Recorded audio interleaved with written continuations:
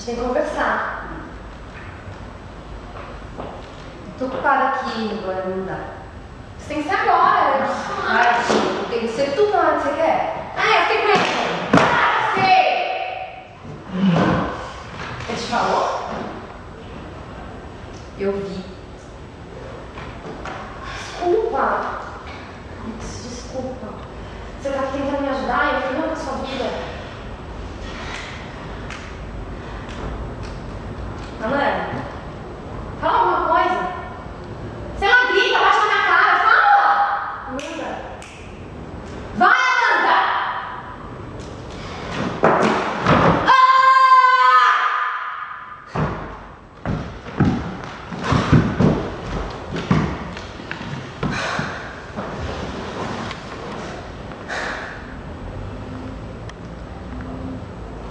Eu decidi.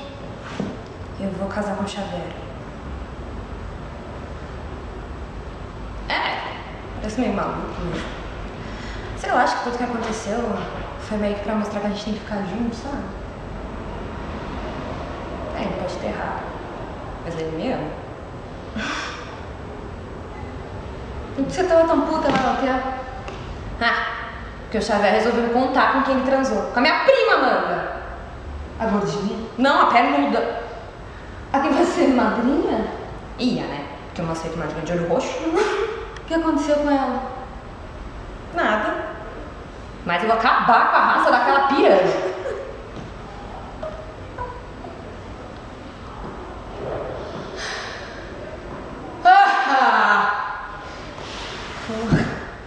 Pode acabar com a minha raça também.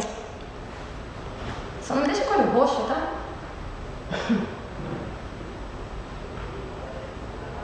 Eu não vou fazer nada, não tem necessidade.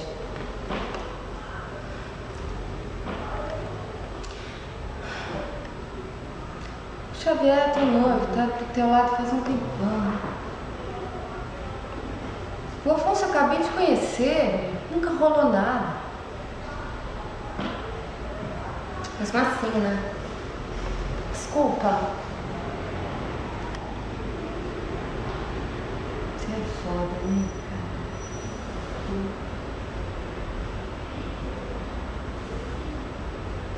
Essa cara. Nossa.